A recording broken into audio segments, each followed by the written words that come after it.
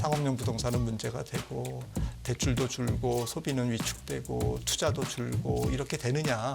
그렇지는 않은 것 같습니다. 뭐 표면적으로 정말 문제가 될 정도의 심각한 상황은 좀 아닌. 지금 하일드 시장도 굉장히 평화롭고요.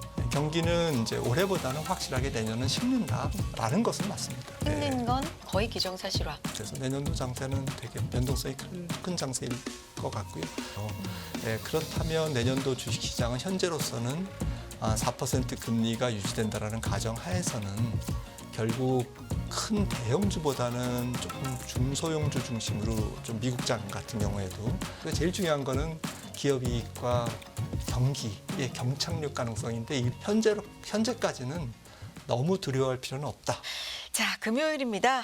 또 김한준 박사님 모시고 시장의 허와실을 가려보는 시간 닥터킴의 허허실실 시작해 보겠습니다. 김한준 박사 나와 계십니다. 어서 오세요. 네, 안녕하세요. 안녕하세요. 네. 박사님 미리 메리 크리스마스입니다. 네.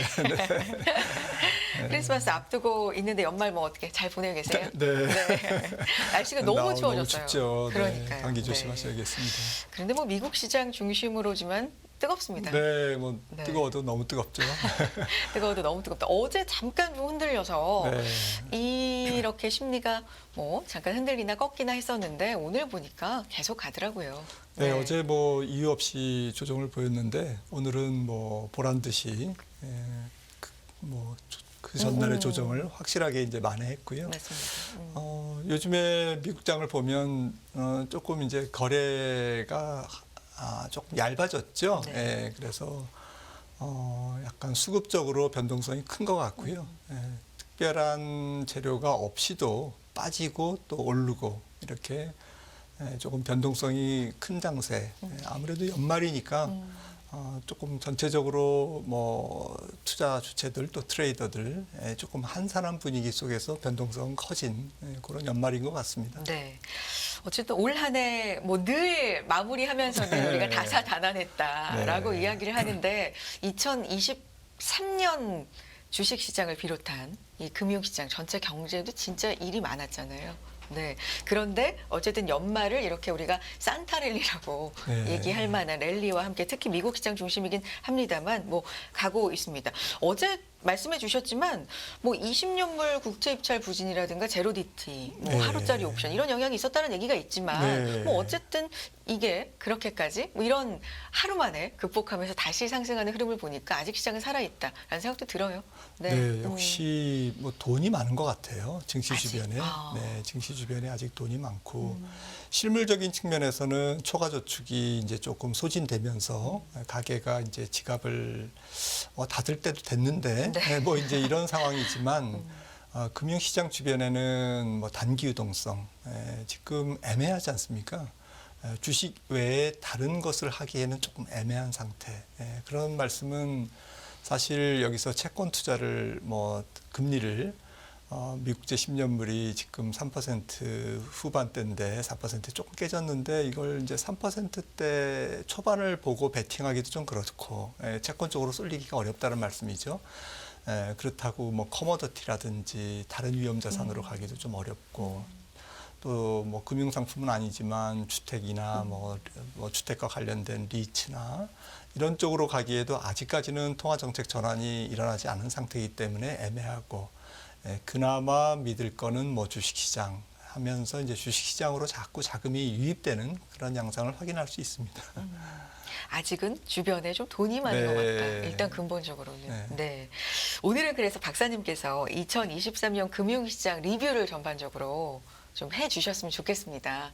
왜냐하면 말씀드렸지만 일이 많았잖아요. 네. 그리고 내년도에는 어쨌든 피벗이 예고가 돼 있고요. 그 시기가 언제인지 뭐 정확하게 모릅니다만 시장이. 그래서 2023년 좀 정리해보는 게 좋을 것 같은데 자료를 좀 가지고 오셔서 오늘은 하나하나 좀 봤으면 좋겠습니다. 어떤 얘기부터 해주실까요? 네, 뭐 어제자 기준으로 네. 뭐 연초 대비 자산군 수익률을 보니까 나스닥이 뭐 한 41% 올랐고요. 와. 아시다시피 뭐 2위가 뭐 다른 주식시장도 있겠습니다만은 뭐 큰 주식시장 기준으로는 일본이 2위입니다. 그리고 이제 S&P 500이 22% 올랐고 코스피가 뒤를 따라가고 있고요. 오. 네, 그래서 코스피도 이제 어느 정도 조금 대열에 이제 동참을 한 모습이고, 달러는 오락가락했지만 네. 결국 이제 보합세로 마감되는 분위기입니다. 원 달러는 달러보다는 조금 뭐 많이 빠졌고요. 그다음에 국채 금리를 기반으로 한 장기 금리를 기반으로 한 TLT ETF도 거의 이제 보합권에 와 있어요. 연초 대비로는. 그러니까 오락가락했지만 지금 금리가 떨어지면서 손실을 좀 만회한 상태에서 연말이 마무리되고 있습니다. 네.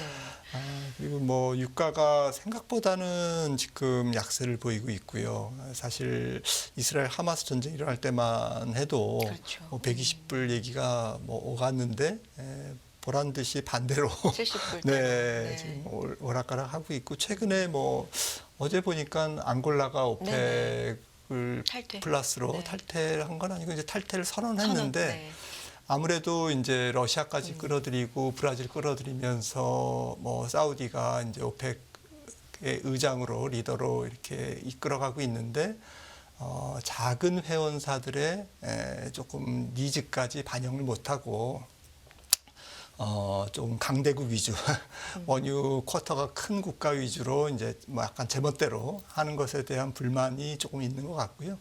뭐 앙골라가 탈퇴했다고 그래서 뭐 그걸로 뭐 쿼터가 감산되면서 유가에 큰 영향을 줄 정도는 아닌데 약간 상징성이 있습니다. 네. 아무튼 유가가 조금 오르면서 연말을 지금 보내고 있고, 뭐 이게 전체적인 전 세계 증시가 상승하는 분위기 속에서 중화권 증시는 지금 뭐 항생이나 홍콩 에치나 거의 20% 가까이 하락하고 지금 마감을 앞두고 있습니다. 네. 2023년을요.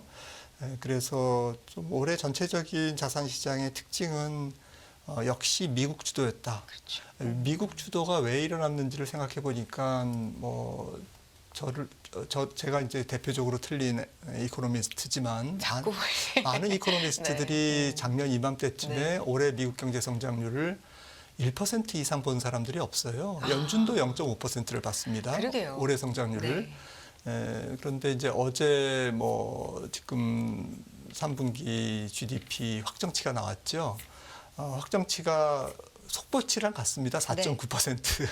네, 그러니까 4.9% 속보치 나왔고 잠정치가 5.2% 했다가 다시 이제 확정치는 4.9%로 돌아왔는데 성장률이 둔화됐다고 어제 증시가 올랐습니다. 4.9%가 둔화된 건가요? 그러니까 네. 예상치가 5.1이었기 때문에. 그러니까 주가가 올라가고 싶어 하는데 오르고 싶어 하는데 이유를 갖다 대는구나. 빠질 때도 지금 이유가 조금 뭐 약간 합리적인 이유는 없습니다. 궁색했다. 네, 궁색했고 이제 갖다 쓰는 네. 어제 이제 GDP를 보면서 약간 웃었고요. 아무튼 올해 미국 GDP가 2.6% 정도 지킬 것 같으니까 작년 이맘때쯤에 1년 전에 0.5% 이렇게 봤던, 심지어는 어떤 월가의 분석가들은 거의 제로 성장이나 마이너스 성장률도 봤거든요. 이렇게 미국 경제 성장률이 미스가 나면서 사실은 미국 경제가 계속 서프라이즈하게 달려온 한 해였죠, 올해는. 그러면서 당연히 미국 증시가 좋았고요.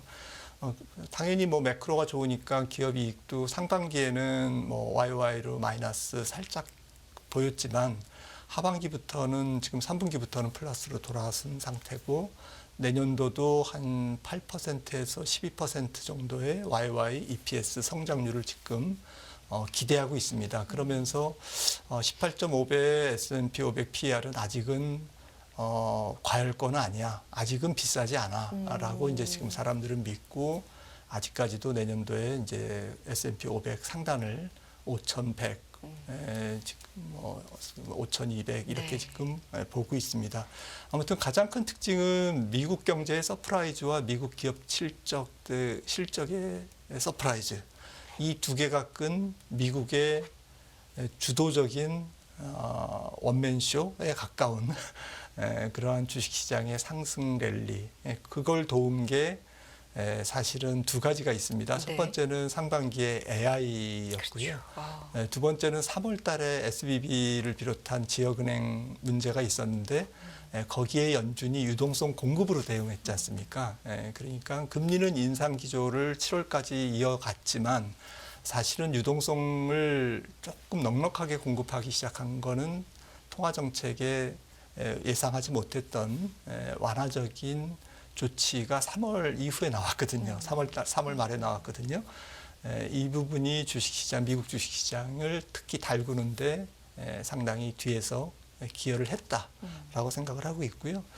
두 번째 특징은 역시 중앙은행들의 뭐 아직까지는 결정이 안 됐습니다만은 연준을 비롯한 중앙은행들의 태도가 하반기부터 조금 이제 연준 인사들도 계속 나와서 금리 인상이 거의 막바지에 도달했고 이제 지난 FOMC에서는 이제 파월 의장이 좀 확정적 발언을 했죠. 그러면서 이제 연말 랠리를 조금 더 힘을 보태는 어쨌든 연준이 3월부터 지금까지 주식시장을 끌어올리는 공신이었다.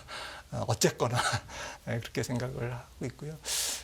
세 번째는 앞서도 말씀드렸듯이 조금 차별화가 심했던 장인 것 같아요. 우리나라는 뭐 코스피가 좀 중간은 같지만 말씀드렸듯이 중앙권 증시라든지 또 부진한 증시들이 좀 많았거든요.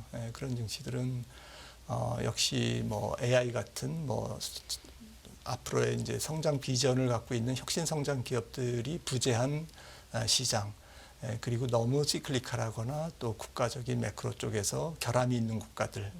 대표적인 국가가 이제 중국이죠. 그렇죠. 그래서 중국이 조금 몸살을 앓으면서 전체적으로 부진의 늪에서 헤어나지 못하는 그런 차별화 장세였다라고 생각을 합니다. 네. 누가 밀고 누가 끌었는지는 모르겠지만 뭐 AI와 어쨌든 연준이 서로 밀고 당기고 끌고 뭐 이러면서 시장을 좀 이렇게 올렸다. 연준이 어쨌든 인플레이션 그 초기에는 굉장히 실기했다라는 비판도 많이 받았는데 올해 마무리하면서는 그래도 이코노미스트들한테는 잘했다라는 평가를 받는 겁니까? 네. 사실은 연준이 뭐 말을 안 해서 그렇지 상당히 실수를 많이 했죠. 금리를 뭐 2023년 3월에 작년 3월에 올렸을 때가 근원 물가가 거의 6% 7%에서 올렸잖아요. 그러면서도 그 금리를 올리기 직전까지도 인플레이션은 문제 없다라고 이제 얘기를 할 정도로 안일하게 대처했고 QE를 중단한 것도 작년 하반기 들었었잖아요.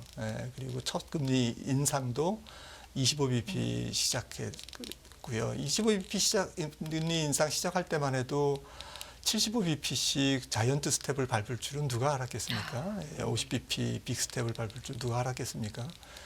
그럴 정도로 연준도 다급하게 지금 그래도 열심히 달려왔는데 문제는 뭐 항상 중앙은행들이 뭐 독립적이라고 하지만 사람들이 지금 느끼는 것은 역시 내년 대선이 있기 때문에 연준 위원들이 정치적으로 조금 부담을 느낄 수밖에 없다. 그래서 뭐 설왕설래하는 얘기들이 많지 않습니까? 문제 파월 의장이 그래도 트럼프보다는 바이든 뭐 현 전 정부가 트럼프 정부 때 임명을 받았지만 그래도 이제 뭐 결은 바이든과 조금 맞기 때문에 또 현재가 이제 뭐 내년 바이든 정부가 조금 대선에서 지금 올해죠. 이기는데 가장 결정적인 것은 경기지 않습니까? 그래서 이제 경기 측면에서 연준이 자유롭지 못하다라는 것이 이제 지난 FOMC에서 사람들의 세평이었는데 이런 부분들이 결국엔 유동성 포퓰리즘 전 세계가 좀 그런 것 같습니다. 그러다 보면 뭐 약간 구조적으로 항상 유동성은 많이 풀리게 돼 있고 좀 길게 봤을 때 긴 호흡으로 봤을 때 금리 인상은 짧고 금리 인하, 금융 완화 기간은 길면서 시중의 유동성이 풍부하게 항상 공급되는 그러한 시스템, 그러한 시스템 안에서 주식시장은 연준과 같은 약간 동반자적인 아주 친한 그런 그 행보를 걸을 수밖에 없는 어쨌든 땡큐 연준이죠. 뭐 올해 같은 경우에는 뭐 마무리하면서는 그야말로 땡큐 파월, 땡큐 연준 뭐 이러면서 어쨌든 주식 시장에 아직 머물러 계신 분들이라면 주식 갖고 계신 분들이라면 뭐 그럴 수도 있는데 지금 보면 이 가지고 오신 다음 자료 연준 기준금리와 은행의 대출 태도인데 이 높낮이 이 기울기만 봐도 상당히 왔다 갔다. 그렇습니다. 요거 한번 네. 봐주실까요? 네, 그래서 뭐 좀 말씀드리고 싶은 게 네. 그러면 내년도에 뭐 약간 좋은 분위기에서 찬물을 끼얹는 거라 죄송하지만 어떤 위험 요인이 있을까를 네. 이제 생각해 볼 수밖에 없는데 세 가지 정도가 있는 것 같습니다. 네. 첫 번째는 뭐 정말 경기는 연착륙되고 신용 경색은 오지 않는가. 조금 뭐 올해 3월 달에 있었던 그런 SBB 사태 같은 것은 내년에 오지 않을까. 이제 위험이 없을까라는 거고요. 두 번째는 이제 중국이 혹시 더 우리가 생각하는 것보다 안 좋을 가능성은 없을까라는 거고요. 네. 세 번째는 뭐 같은 얘기지만 미국 경제를 비롯한 전 세계 경제가 혹시 우리가 생각하는 경제하고는 조금 달리 지금 보는 낙관론과는 달리 경착륙할 가능성은 없을까? 이제 그런 세 가지 위험이 내년도 전체 자산 시장의 가장 큰 리스크인 것 같고요. 네. 이런 부분들이 만약에 리스크가 좀 커진다 이러면 뭐 우리 투자자 입장에서는 좀 리스크를 관리 같이 하는 게 좋을 것 같고요. 데이터 디펜던트로 생각했던 것보다는 리스크가 그냥 아닌 것 같아. 이러면 계속 조금 공격적으로 적극적으로 자산 시장에 임하시면 될 것 같습니다. 그래서 리스크 중심으로 좀 말씀드리면 첫 번째가 지적해 주신 은행의 대출 태도가 지금 뭐 화면에 보시는 차트처럼 주황색. 네, 네. 주황색이 이제 이게 분기마다 연준이 발표하는 공식적인 설문조사 결과입니다. 네. 은행의 시니어론 대출자들의 설문조사 결과인데 이게 이제 기준금리가 올라갔을 때 기준금리가 오를 때 이제 같이 올라가는 그런 현상이 항상 있거든요. 그래서 그러면 바로 이제 이게 영향을 줘서 대출도 줄고 소비는 위축되고 투자도 줄고 이렇게 되느냐. 상업용 부동산은 문제가 되고 그렇지는 않은 것 같습니다. 현재 상황을 보면 소비자 신용 전체적인 소비자 신용 연체율입니다. 90일 연체율인데 이 연체율은 올라는 가고 있습니다만은 조금 장기 추세, 2000년부터 장기 추세로 보면 조금 아직까지는 위험해 보이는 수준은 아니거든요. 그러니까 올라는 가고 있지만 아직 뭐 표면적으로 정말 문제가 될 정도의 심각한 상황은 좀 아닌. 하지만 항상 보면 이제 금리가 오른 다음에 약간 후행해서 연체율이 올라가는 경향이 있습니다. 왜냐하면 경기가 이제 조금 둔화되면 뭐 가계 소득도 줄고 뭐 여러 가지 이제 고용 시장도 약간 식어가고 이러면 이제 사람들이 돈이 없어지지 않습니까? 네. 그러면 이제 연체율이 올라간다는 거고요. 상업용 부동산 연체율은 거의 변화가 없습니다. 그래서 지금 하이힐드 시장도 굉장히 평화롭고요. 그러니까 좀 신용 경색 기미가 없어요.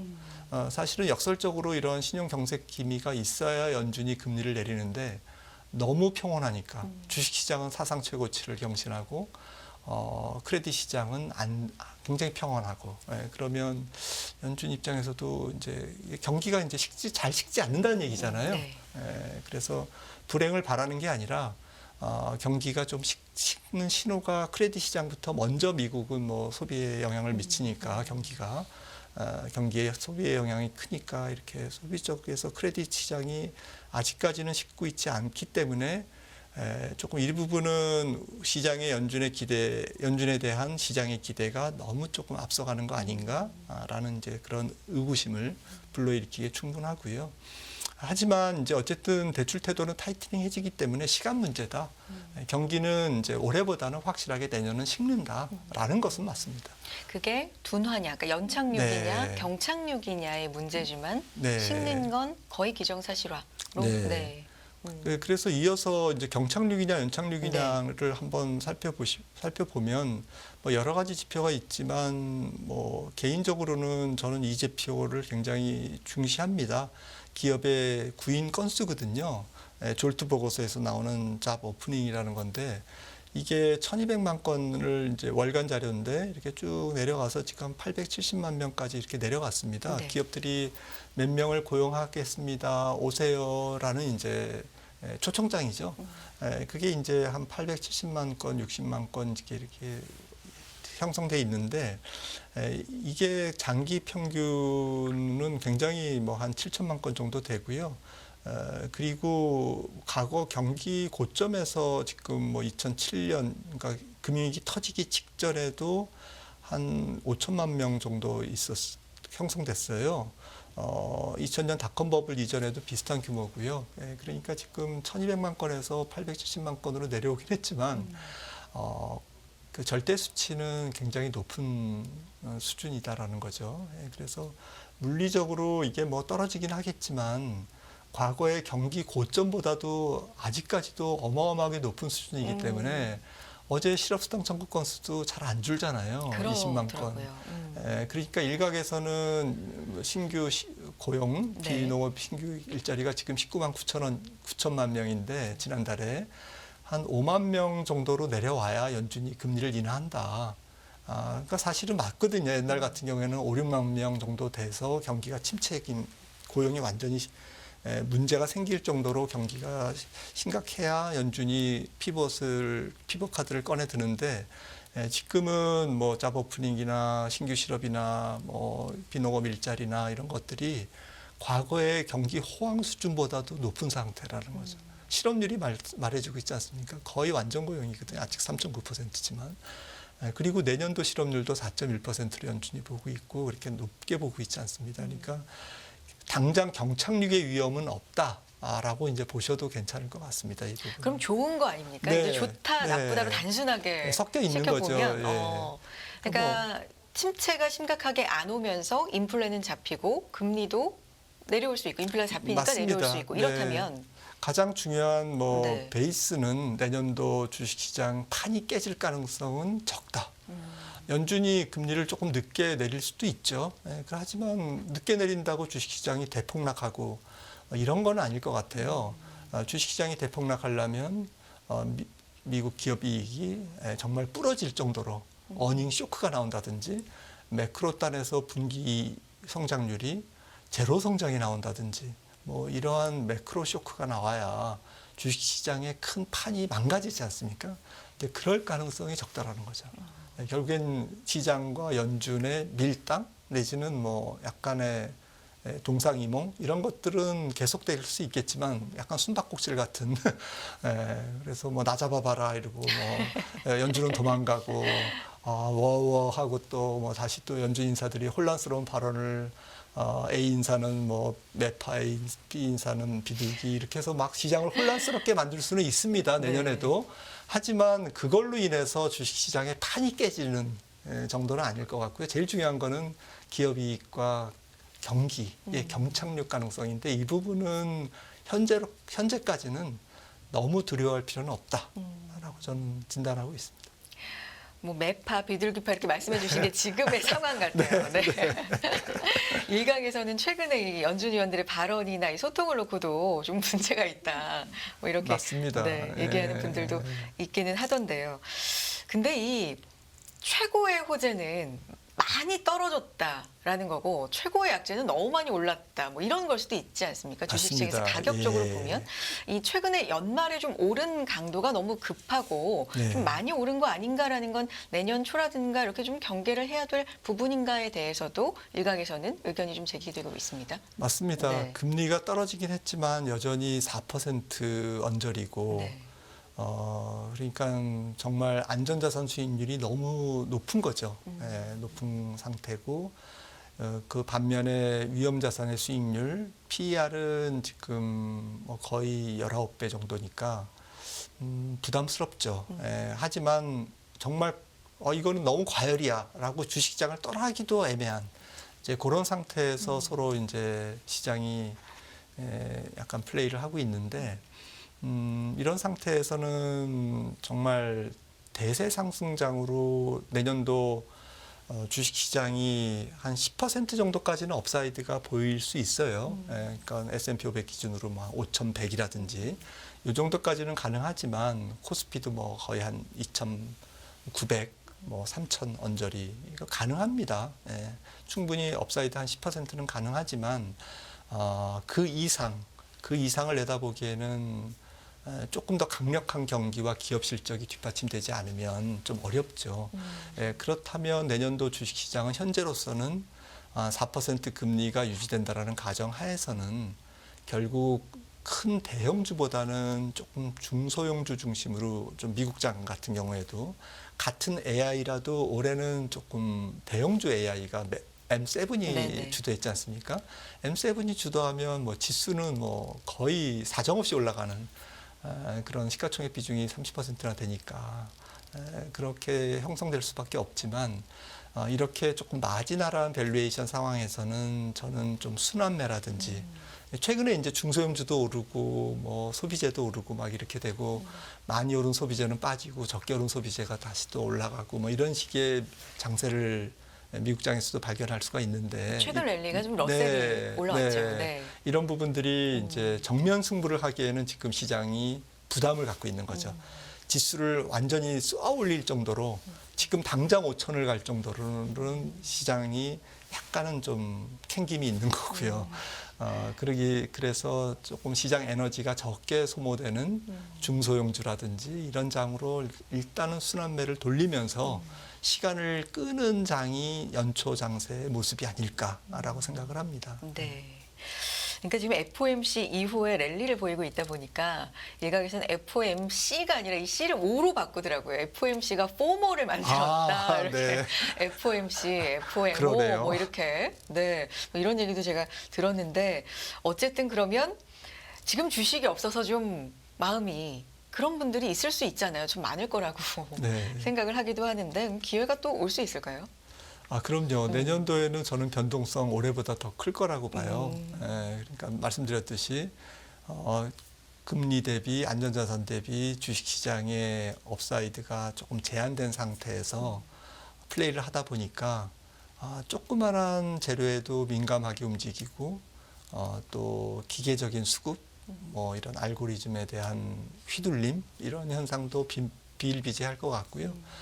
전체적으로 우리가 보는 매크로가 얼마나 조금 불완전한지를 확인하는 새해가 될 수도 있습니다. 작년에 모두가 매크로를 잘못 봤듯이 내년 역시 좀 지금 우리가 보는 세계 경제 혹은 미국 경제에 대해서 우리가 100% 확신할 수가 없지 않습니까? 그래서 틀리는 것을 계속 수정해 나가면서 시장은 거기에 따른 이제 반응을 할 텐데 문제는 주가가 올라가 있는 상태에서 수정을 하면 주가가 더 과민하게 반응할 수밖에 없는 거죠. 주가가 낮은 상태에서 악재가 소멸되거나 이러면 주식시장이 튀어 올라가지 않습니까? 용수철로. 그런데 주가가 많이 올라가 있는 상태에서 밸류에이션 여력이 그렇게 그다지 많지 않은 상태에서 조그만 악재만 나와도 시장은 그냥 뭐 소뚜껑 보고 뭐 놀랜다고 그냥 이렇게 굉장히 겁을 먹고 우르르 이렇게 우왕좌왕할 가능성을 배제할 수 없습니다. 그래서 내년도 장세는 되게 변동성이 큰 장세일 것 같고요. 하지만 우리 투자자분들께서는 펀더멘탈 기본 판이 깨지는 것이 아니라면 너무 뭐 이렇게 과민하게 부안해동하거나 이렇게 하실 필요는 없고요. 평상심을 가지시면서 종목 위주로 대처하되 아직까지는 좀 매크로 상황이 조금 확실하지 않으니 시장의 시가총액이 너무 크지 않은 종목 중심으로 대응하면서 차분하게 플레이를 해나가시면 또 뭐 그때 가서 또 보이겠죠. 또 미래가. 네. 이렇게 글로벌 얘기를 쭉 했는데 사실 우리가 더 걱정이야. 그럼요. 내년은 네. 우리나라가 더 걱정이야 뭐라는 말들도 많습니다. 크고 작은 이슈들이 일단 우려 사항들이 좀 있어요. PF 얘기도 최근에는 훨씬 또 불거져서 많이 나오고 있고 뭐 홍콩 ELS 당장의 내년 초 상반기에 문제가 될 가능성이 있다라는 얘기는 너무 많고요. 내년도 우리 경제에 대해서는 박사님은 어떻게 보세요? 우리 경제는 한마디로 말씀드리면 뭐 감히 좀 착시 현상이라는 단어를 좀 쓰고 싶어요. 착시. 그러니까 올해 한 GDP 성장률이 1.4%로 전망이 추정이 되는데 내년도는 한 1.7, 1.8. 정부에서 예상하는 한은이나 이런 데서 예상하는 2.1%보다는 저는 낮게 형성될 가능성이 높은데 그래도 올해보다는 높기 때문에 경기가 확장되는 것으로 착시 조금 잘못 보는. 숫자로는. 숫자로는 올해보다 좋았으니까 경기가 좋아진다. 올해보다 수출이 좋아지니까 경기가 회복된다. 이렇게 회복되는 건 맞죠. 단어적으로는 맞지만 경제 추세적으로는 그렇게 그닥 의미가 없는 여전히 잠재 성장률 이하 성장이잖아요. 2%만 해도 그런 정도의 저조한 성장률의 지속이다. 두 번째 착시는 반도체가 만약에 내년도에 좀 좋을 것 같은데요. 그러면 경제 지표도 좋아지고 주식시장에서 시총이 크니까 코스피도 하방 경직이 분명히 있는 그러한 양호한 장세일 것 같은데 반도체 이외의 아이템들이 그렇게 썩 선전하기는 어려운 장이 아니냐. 그러니까 세계 경제가 조금은 회복되지만 뭐 미국 경제가 올해보다는 성장률이 반토막 나고 중국 경제도 올해 5% 초반 성장률에서 내년도 4% 초반 성장률로 둔화되면 전 세계 교육도 약간 착시 현상이죠. 절대 규모가 그렇게 크게 증가하는 것은 아니거든요. 그래서 이런 측면에서 우리나라 수출 경제가 이렇게 회복 국면에 완연하게 들어서는 국면은 아니다라는 그런 측면에서 코스피에 좀 상단이 여전히 막혀 있는 좀 지긋지긋한 상단이죠, 사실은. 박스피라는 게. 저는 그래서 내년도 우리 증시도 조금 그렇게 보고요. 특히나 이제 앞서도 연준의 통화대출 태도 이렇게 은행의 통화대출 태도를 은행의 대출 태도도 말씀을 드렸는데 우리나라도 한국은행이 금리를 동결하면서 한 3개월에서 6개월 시차를 두고 시장의 트리플 B라든지 하이힐드라든지 이런 또 기업들의 연체율 또 특히 제2금융권의 연체율 이런 것들이 폭발적으로 증가를 하는 성향이 굉장히 많았습니다. 과거에. 그래서 그런 측면으로 보면 상반기보다는 하반기에 우리나라의 신용 경색 위험이 또 PF 문제 이런 것들도 상반기에 4월에 총선이 있기 때문에 꾸역꾸역 누르고 가다가 하반기에는 조금 그런 불안정성이 다 표면으로 수면 위로 드러나는 그런 불안정한 상황을 보일 수가 있거든요. 그래서 제한된 수출 또 내수의 부진 이런 것들이 전체적으로 내년도 우리나라 증시를 조금 상단을 제한하는 혹시나 오버페이스를 하면 다시 또 내려올 수밖에 없는 그러한 매크로 환경이 아닌가라고 싶어서 우리나라 변동성도 코스피의 변동성도 내년에 조금 높을 것 같습니다. 지긋지긋한 박스피라고 말씀하셨는데 네. 공감이 되면서 좀 뚫고 시원하게 네, 올라가는 그렇으면 모습. 좋겠습니다. 네, 경제 상황도 좀 봤으면 좋겠다라는 바람으로 여기서 인사 나누겠습니다. 김한진 박사 함께했습니다. 고맙습니다. 네, 감사합니다.